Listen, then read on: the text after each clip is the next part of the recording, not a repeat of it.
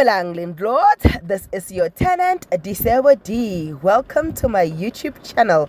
Please do like, share and subscribe. And if you have anything to say, anything at all, please do drop a comment. I would really like to hear from you. My landlords, I am sorry, no excuses, I am sorry. But umkhokha the curse, we are back. Guys, asiqaleni ngoGabisile. Let us start ngoGabisile, who has decided that it is best or it's within her best interest to give up the cookie jar. A whole Judea, a whole a whole Judaism, a whole Judaism, a whole Judiri, a whole Judy. Ah, guys, am I the only one that is shocked with the act Lesza Kabisile Zenzin? Okay, Kabisile again. The reason why she was acting funny, it is because girl decided to give the date the forbidden fruit. And because she decided to do that, right now she's feeling very guilty. Remember, you can only have a cloth with a guy that with your husband. Sex before marriage is a sin according to the rules of that church. Now, with that considered, Ukabisile has done the sin right now. Ukabisile has indulged. Ukabisile has made the things that made the post to be done. Ukabisile has gone over and beyond and made sure that she eats the forbidden fruits. Taste. Maqeda asulu umlomo.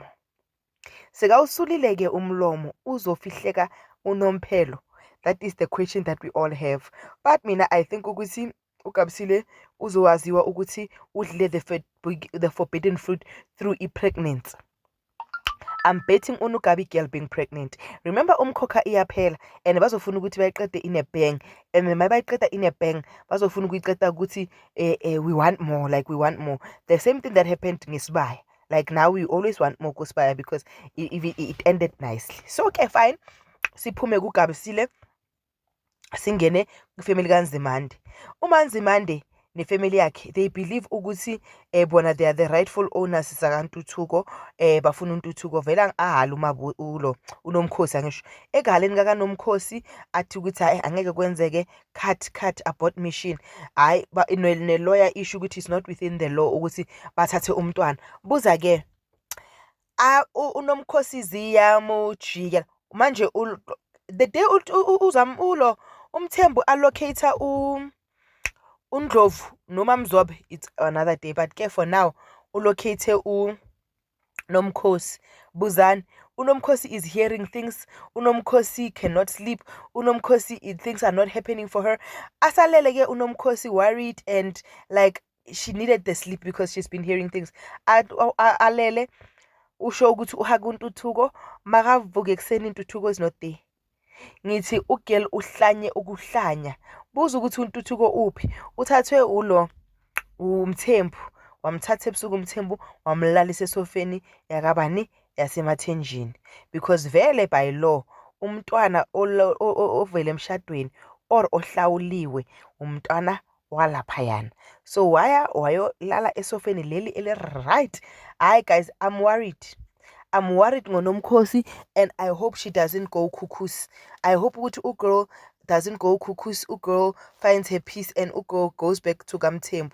Yes, it's going to take time for them to forgive her considering the things that she did, but eventually there will be forgiveness. Then kube indaba kaNdlovu. uNdlovu guys umkhululi, uNdlovu aka-understand next, uNdlovu uye obona uMthembu manje, uNdlovu unama rules amaningi, but uNdlovu ruthless. uNdlovu is not kind. uNdlovu is prideful. uNdlovu is all the things that umkhululi should not be, and he still continues to call himself umkhululi. Ngifuna ubona ukuthi uzomenzani uNdlovu. Yabona ukuze uMvelasi angadili noNdlovu ngizoyishisa umkhokha. One man ngiyalaphana ku-production yo striker ngidile nayo because angeke sidinga something ukuthi yenzakale and we need it to happen very fast. Okay, sisabheke leyo ke sithi hayi yazini in amkhuza umkakhe. Amkhuze lo mkakhe lo hlakaniphile ohlala amkhuza njalo. Athi baba, uyabona ubungozi? Athi bona, yekela treatment, yeka lento ayinabungozi. inobungozi lento, inobungozi, and umfazi uyayibona, net uNdlovu akayiboni. Ukuthi kuzoyenzakalani, I don't know, but I'm interested. It's been a while since ngasiboni ngaketch up, but I'm hoping ukuthi right now I am back on track and I am going to deliver as per the norm. This is your girl, Disebo D. I love you. Peace. Bye.